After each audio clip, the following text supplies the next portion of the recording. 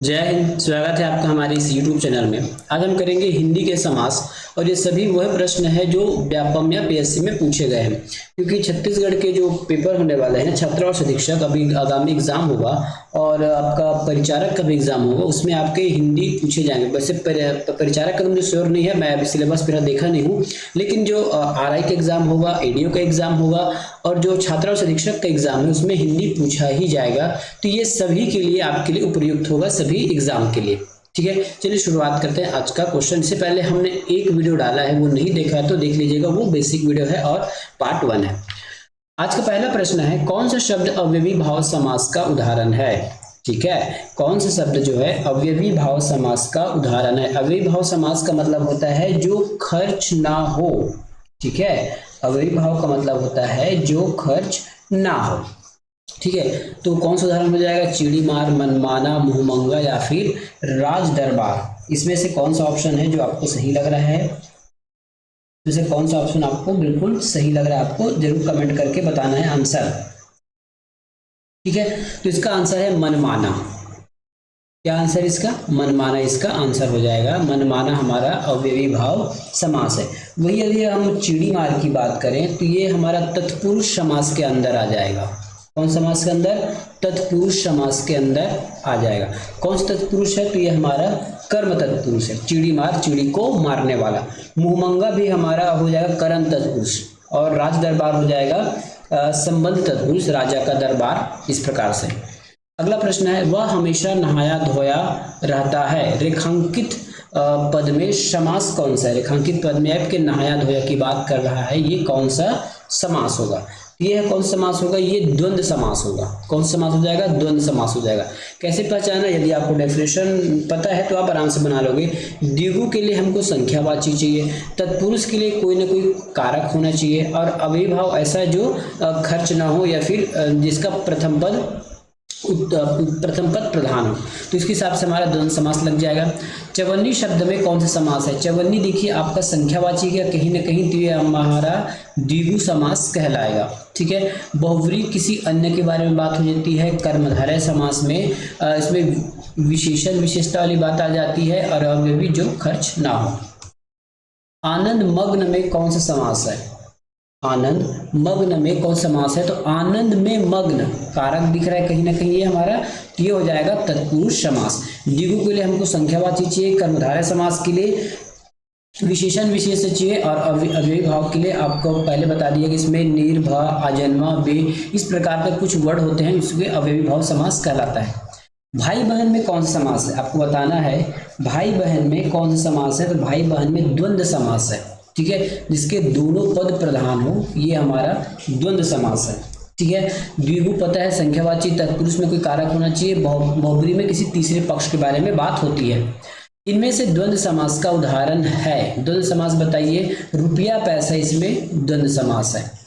अगला प्रश्न, निम्नलिखित में से द्वंद्व समास का उदाहरण बताइए। भाई बहन, देखिए कई कैसे प्रश्नों को आपको घुमा फिरा कर पूछता है। हमने आपको पिछले वीडियो में बताया था कि कम से कम 200 प्रश्न ऐसे जो पूछे गए हैं, लेकिन हमने जब देखा तो ऐसा लगा कि कम से कम 50 से 60 प्रश्न तो रिपीटेड प्रश्न है। तो रिपीट प्रश्न को मैं नहीं बता रहा हूँ। 200 में देखिए, 200 में 50 प्रश्न रिपीटेड है 10 साल में, तो सोच लीजिए कितना प्रश्न हर बार रिपीट होता होगा। अगला प्रश्न, विशेषण और विशेष्य के योग का समास हमको पता है, ये कर्मधारय है। जब भी विशेषण विशेष्य की बात आएगी तो आपको कर्मधारय लगाना है। द्वंद्व कब लगाना है? जब दोनों पद प्रधान हो। क्या लगभग? दोनों पद प्रधान हो और द्विगु का होगा संख्यावाची होना चाहिए। ठीक है, संख्यावाची, तत्पुरुष में कारक होना चाहिए। अगला प्रश्न, देशभक्ति शब्द किस समास का उदाहरण है? देशभक्ति शब्द जो है वो किस समास का उदाहरण है? देशभक्ति शब्द किस समास का उदाहरण है बताइए तो। ठीक है, देशभक्ति जो शब्द है वो किस समास का उदाहरण है? देशभक्ति, देश के लिए भक्ति। ठीक है, ये आपका तत्पुरुष समास कहलाएगा। अगला प्रश्न, भाषा में समास का प्रयोजन। भाषा में समास का प्रयोजन क्या है? भाषा में समास का प्रयोजन है कि कम शब्दों में अर्थ का विस्तार। आपको पता है ना, समास का मतलब होता है संक्षेपण और समास का उल्टा होता है व्यास। तो तो समास का मतलब होता है संक्षेपण। तो कम शब्द में आपको अधिक शब्द कहने के लिए आपको समास का उपयोग करना चाहिए। बहुब्रीहि समास का यह उपयुक्त उदाहरण है पंचवटी, निर्जन, घर द्वार और नवयुवक। तो घर द्वार तो हमारा क्या हो जाए, ये द्वंद्व समास हो गया, ठीक है, द्वंद्व समास हो गया। पंचवटी कहीं ना कहीं हमारा ये द्विगु समास हो गया, ठीक है। नवयुवक भी हमारा बहुब्रीहि समास नहीं होगा। तो निर्जन, ठीक है, इसका उत्तर हो जाएगा निर्जन। निर्जन का मतलब है नहीं है जन जहां, है ना, निर्जन नहीं है जन जहां, तो ये हो जाएगा हमारा बहुब्रीहि समास। नवयुवक में कौन सा समास है, तो नवयुवक में कर्मधारय समास है। युवक की विशेषता बता रहा है कि युवक नवयुवक मतलब जवान है। तन मन धन में कौन सा समास है, ये आपको दिख रहा है, ये आपका द्वंद्व समास है, तन मन धन में। तत्पुरुष समास के उदाहरण को चिन्हांकित कीजिए। माखन चोर, दशानन, भाई बहन और पंचमुखी। तत्पुरुष में क्या होना, आपके कारक होना चाहिए। भाई बहन हमारे द्वंद्व समास है, ठीक है, भाई बहन हमारे द्वंद्व समास है। तो माखन चोर, माखन को चुराने वाला, तो ये हो जाएगा हमारा तत्पुरुष समास, ही इसका उत्तर होगा। अब देखिए पंचमुखी में कौन सा समास होगा, पंचमुखी में कौन सा समास होगा, ऐसे भी आपको पता होना चाहिए ताकि आप डिटेलिंग कर सके किसी भी चीज का। पंचमुखी में आपका द्विगु समास है, क्योंकि पहला इसका जो पद है वो हमारे संख्यावाची है, और संख्यावाची मतलब द्विगु समास, ठीक है, तो ये हो जाएगा द्विगु समास। दशानन में कौन सा समास है, दशानन जो है, दस है आनंद जिसके अर्थात रावण, तो ये हमारे बहुब्रीहि समास में आ जाएगा। अगला प्रश्न, निर्भय शब्द किस समास का उदाहरण है। निर्भय शब्द जो है वो किस समास का उदाहरण है, निर्भय शब्द किस समास का उदाहरण है।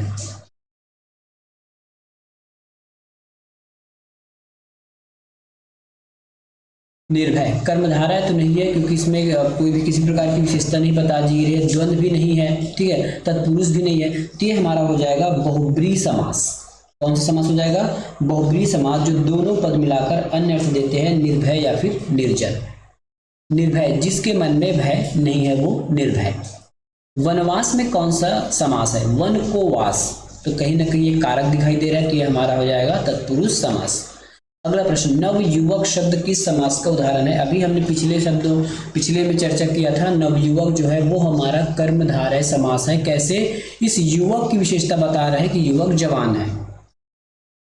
बहुब्रीहि समास निम्नांकित में से कौन सा होगा, रसोई घर, रसोई के लिए घर, दिग्गज, यथाशक्ति या फिर श्वेतांबर, ठीक है। अब इसका आपको उत्तर बताना है, इसका आपको उत्तर बताना है कि निम्न में से बहुब्रीहि समास, बहुब्रीहि समास को आपको बताना है। इसमें बहुब्रीहि समास हो जाएगा श्वेतांबर।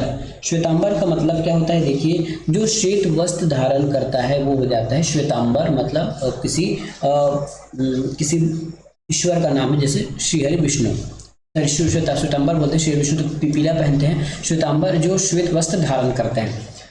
बाकी अगर रसोई के घर के लिए बात करें तो ये हमारा तत्पुरुष समास होगा। यथाशक्ति आपका अवयवी समास होगा। और दिग्गज कौन सा समास होगा, तो इसमें देखिए दिग्गज कहीं पे दिखा है क्या हमारा, दिग्गज में कोई समास नहीं है ना, श्वेतांबर बहुब्रीहि समास हो गया। समाहार द्वंद्व समास का उदाहरण बताइए। समाहार द्वंद्व समास का मतलब होता है दाल और रोटी, ठीक है, दाल और रोटी। निम्नांकित में से किस अर्थ में कर्म तत्पुरुष है, निम्नांकित में से किसमें कर्म पुरुष समास लगा हुआ है, तो यह हो जाएगा आपका गृह आगत। गृह को आगत, कर्ता ने कर्म को, कर्म का क्या हो जाएगा, चिन्ह को है। अब देखिए गृह ग्राम, गृह प्रवेश, गृह आगत मत को, मतलब इसका मतलब होता है घर को आना या फिर घर में घर को आना, गृह को आगत, घर को आना, गृह आगत, ठीक है। अब यदि हम गृह प्रवेश की बात करें तो गृह में प्रवेश ये अलग हो जाता है, ये हमारा को तो कहीं भी नहीं दिख रहा है। गृह स्वामी, घर का स्वामी, ये भी अलग हो जाएगा, तो आंसर हो जाएगा गृह को आगत। एकाएक में कौन सा समास है, एकाएक में कौन सा समास है, तो एकाएक में अवयवी भाव समास है, ठीक है, एकाएक में अवयवी भाव समास है। समासिक पद भेड़ बकरी में प्रयुक्त समास का नाम बताइए। समासिक शब्द भेड़ बकरी में प्रयुक्त समास का नाम बताइए, तो ये हमारा द्वंद्व समास है, याद रखिएगा द्वंद्व समास है। निम्नांकित में से अवयवी भाव समास का उदाहरण बताइए। अवयवी जो खर्च ना हो। सप्त पुरुष, सीताराम, गंगाजल, निसंदेह। ठीक है, तो इसका आंसर हो जाएगा निसंदेह, निसंदेह। अगला प्रश्न है, गीतकार में कौन सा समास है? तो गीतकार में गीत को गाने वाला, कहीं ना कहीं आपके कारक इसमें दिख रहे हैं, गीत को गाने वाला, ठीक है, को इसमें क्या है? कारक है, तो ये हो जाएगा हमारा तत्पुरुष समास। 31 शब्द का समास। 31 देखिए यहाँ पे कोई संख्यावाची है क्या? और संख्यावाची हो जाएगा तो ये हमारा द्विगु होना चाहिए, द्विगु तो है नहीं, तो क्या लगाएंगे? तत्पुरुष है, द्वंद्व है, अव्यवी है और बहुब्री समास है। इसके हिसाब से ये हमारा द्वंद्व दिख रहा है, ठीक है, द्वंद्व दिख रहा है। एक और 30 ऐसा हो रहा है, लेकिन 31 मेरे ख्याल से ये हमारा है ना, ये 1 और 30, यदि इसका हम विच्छेद करें तो ये हो जाता है आपका 1 और 30, ठीक है, तो ये हमारा द्वंद्व समास में आ जाएगा। देशभक्ति के लिए तत्पुरुष समास को बताइए। देशभक्ति में कौन सा समास तत्पुरुष? तत्पुरुष तो है, लेकिन तत्पुरुष में कौन सा समास है? ठीक है, तो देशभक्ति में आ जाएगा आपका संप्रदान। संप्रदान को के लिए मतलब देश के लिए भर्ती। संप्रदान का कारक चिन्ह क्या होता है? को के लिए, कोई भी एक आप लगा सकते हो, को के या फिर लिए, तो ये हमारा देश के लिए भक्ति, ये हो जाएगा हमारा संप्रदान। कर्म मतलब होता है को, कर्ता ने कर्म को करण ने से द्वारा संबंध काके की, इस प्रकार आपको याद होना चाहिए। बहुब्री समास का उदाहरण कौन सा होगा? नीलकमल, पीताम्बर, भवसागर, काली मिर्च, तो ये हो जाएगा पीताम्बर, पीत वस्त्र धारण करने वाला। नीलकमल तो हमारा कर्मधारय हो जाएगा, ठीक है, नीलकमल कर्मधारय हो जाएगा। अगला प्रश्न, निम्न में से कौन सा शब्द तत्पुरुष समास का उदाहरण है? तत्पुरुष में कहीं ना कहीं हमको कारक मिलना चाहिए। परमानंद, राम कहानी, चंद्रमुख या फिर एकाएक, ठीक है, एकाएक। इसमें हमारा आंसर क्या हो जाएगा? राम कहानी, राम की कहानी, राम की कहानी, ठीक है, क्या हो गया ये? राम की कहानी। परमानंद हो जाएगा, परम है जो आनंद, या परमानंद, आनंद में मतलब परम आनंद, परम है जो आनंद, कर्मधारय समास। उसके बाद हो जाएगा चंद्रमुख, चंद्र के समान मुख, ये भी कर्मधारय समास हो गया, और एकाएक हमारा अवयवी हो जाएगा, ये कर्मधारय समास होगा, और परमानंद भी कर्मधारय समास होगा, क्योंकि आनंद का बता रहा है कि आनंद बहुत परम है, मतलब आपकी वो भाव को बता रहा है, आनंद का जो भाव है बहुत विशिष्ट है और बहुत अच्छा आनंद है, इसको बता रहे हैं, मतलब यह कहीं ना कहीं इसकी विशिष्टता बता रहे हैं, और जहां भी विशिष्टता की बात आएगी वो कर्मधारय समास होगा। निम्नांकित में कौन सा द्विगु समास का उदाहरण? द्विगु मतलब कहीं ना कहीं हमको संख्यावाची चाहिए। दोपहर, दशानन, दुपट्टा और सतसई, ठीक है, द्विगु समान। द्विगु हो गया हमारा दशानन, दशानन, ठीक है, लेकिन कई बार देखिए, एक इस बार पीएससी ने व्यापम ने इसको आंसर ले लिया है दशानन को, लेकिन ये कई बार बहुब्री भी कहलाएगा, 10 है जिसके आनंद, लेकिन इसके हिसाब से मुझे मेरा आंसर होना चाहिए था सतसई, ना 700 का समाहार, तो सतसई होना चाहिए था, क्योंकि इसमें संख्यावाची भी है। जब भी संख्यावाची होगा, देखिए मान के देखिए यदि कोई संख्यावाची है और यदि उसका कोई तीसरा पक्ष नहीं निकल रहा है, तब वो द्विगु होना चाहिए, ठीक है, और यदि कोई ऐसा चीज है जिसमें संख्यावाची है और किसी तीसरे पक्ष के बारे में बता रहा है, तो वो बहुब्री होना चाहिए। तो मेरे ख्याल से आंसर दशानन नहीं होना चाहिए था, सतसई होना चाहिए था, लेकिन व्यापम ने दशानन का आंसर लिया है। समासिक शब्द तुलसीकृत उदाहरण है। समासिक शब्द तुलसीकृत जो है उदाहरण है, बताइए, ठीक है, समासिक शब्द जो तुलसीकृत है वो उदाहरण है हमारे करण तत्पुरुष से। करण मतलब तुलसी द्वारा कृत, करण तत्पुरुष। अव्यवी भाव समास का उदाहरण बताइए। आजन्मा, वनमानु, स्वर्गागत, आप पर बीती, ठीक है, इसमें अव्यवी भाव समास बताना है आपको, तो इसमें अव्यवी भाव आपका हो जाएगा आजन्मा, ठीक है, आजन्मा। उसके बाद हो जाएगा आप बीती, आप पर बीती, ये हमारा तत्पुरुष समास हो जाएगा। स्वर्गगत, स्वर्गगत ये हो जाएगा, स्वर्ग को गया, ये हमारा हो जाएगा, ये भी तत्पुरुष हो जाएगा, कर्म तत्पुरुष। वनमानुष, वनमानुष का मतलब हो जाएगा वन में रहने वाला मनुष्य, ठीक है, ये भी तत्पुरुष हो जाएगा। अगला प्रश्न, नीलांबर शब्द कौन सा समास है? नीलांबर शब्द में कौन सा समास है? तो नीलांबर शब्द में कर्मधारय समास है। कैसा? अंबर का कलर बता रहा है कि अंबर नीला है, और जहां भी विशेषता की बात आएगी तो वो कर्मधारय समास कहलाएगा। आपादान तत्पुरुष समास का सही शब्द चुनिए। आपादान मतलब जो अलग होने वाली बात होगा, आपादान से अलग होने वाला, है ना। तो रोग मुक्त, उसमें तो रोग है। रस से भरा, उसमें तो रस भरा है। मदमाता, मद में माता है, लेकिन रोग ग्रस्त, ठीक है। अब इन सभी में आपको बताना है कि आपको कौन सा सटीक लग रहा है। तो देखिए, रोग मुक्त मतलब रोग से वो मुक्त हो चुका है, तो आंसर हो जाएगा रोग मुक्त। जिस समास का कोई भी पद प्रधान न होते हुए बल्कि अन्य प्रधान होता है, उसको हम बहुब्री समास के नाम से जानते हैं, ठीक है। और द्वंद्व समास में दोनों पद प्रधान होते हैं। द्वंद्व समास में दोनों पद प्रधान होते हैं, और बहुब्री जस्ट उल्टा है, उसका दोनों पद प्रधान नहीं होता, कोई तीसरे के बारे में बात कही जाती है।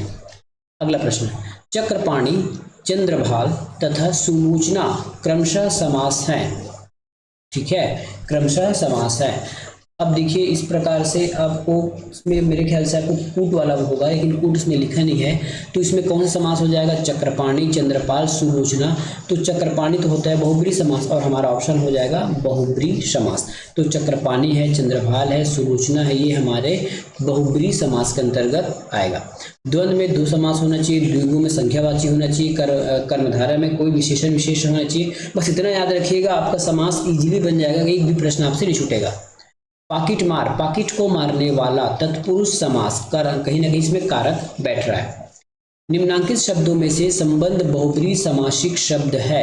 बहुब्री समास बताना है। दशानन, लुप्त पद, उपहित पशु, प्रदो, प्राप्तोदक, ठीक है। तो इसका आंसर क्या हो जाएगा? दशानन। देखिए, अब यही व्यापम ने इसको बहुब्री ले लिया। अभी इसके पहले क्या लिया था? इसको कुछ और ले लिया था, हमारा द्विगु ले लिया था, लेकिन ये गलत बात है ना। तो पता नहीं, व्यापम कभी का कुछ लेते रहता है, लेकिन उसका कोई एक फिक्स नहीं है। तो आप अपने विवेक पर लगाइए, और जहां तक है मैं बता रहा हूँ कि दशानन को बहुब्री में ही लेना चाहिए, लेकिन इससे पहले मैं जो प्रश्न आपको बताया था उसको व्यापम ने द्विगु समास में ले लिया था। जनतंत्र शब्द निम्नांकित में से किस समास प्रकार के अंतर्गत है? जनतंत्र शब्द निम्नांकित में से किस समास के प्रकार के अंतर्गत है? तो जनतंत्र संबंध बता रहा है, जनता का तंत्र, संबंध तत्पुरुष। जब भी ऐसा होना तो उसको आप विच्छेद करके देखिए, अलग करके देखिए, आराम से आपका आंसर बन जाएगा। और रही बात तत्पुरुष की, तत्पुरुष में मैंने कारक पहले ही कल के वीडियो में बता दिया है, नहीं देखा तो देख लीजिएगा, मैंने पूरे कंप्लीट बता दिए तत्पुरुष समास को। सतसई में कौन सा समास है? अब देखिए, फिर आ गया सतसई। सतसई में कौन सा समास है? अब देखते हैं, अब इसका आंसर क्या आ गया। अब द्विगु समास ले लिया। देखिए, उस समय उसको दशानन को द्विगु ले लिया था, पता नहीं व्यापम का भी ये पीएससी ने लिया, इस प्रश्न को पीएससी ने लिया। तो व्यापम और जो आयोग वगैरह हैं, पता नहीं क्या भांग खा के प्रश्न बनाते हैं, क्या बनाते हैं पता नहीं, कभी कुछ का कुछ ले लेते हैं। महापुरुष में कौन सा समास है? महापुरुष में पता है पुरुष की महानता को बता रहा है, तो ये हमारा कर्मधारय हो जाएगा। अगला प्रश्न, पंचामृत में कौन सा समास है? पंचामृत में कौन सा समास है? तो पंचामृत में कहीं ना कहीं संख्या बता रहा है, संख्या मतलब द्विगु समास। नीलकंठ में कौन सा समास है? बताइए भैया, नीलकंठ में कौन सा समास है? तो इसको विलोपित कर दिया गया है, ठीक है। इस प्रश्न को ये पूछा था आपका पीएससी 2012 का प्रश्न है, ये इसको विलोपित कर दिया गया है, ठीक है। पीएससी 2012 का प्रश्न, इसको विलोपित कर दिया गया है। विलोपित क्यों किया गया है? देखिए, अब इसका आंसर क्या क्या निकल सकता है। पहली बात तो ये कंठ का विशेषता बता रहे हैं, नीला कंठ, तो एक हिसाब से ये हमारा कर्मधारय लग सकता है।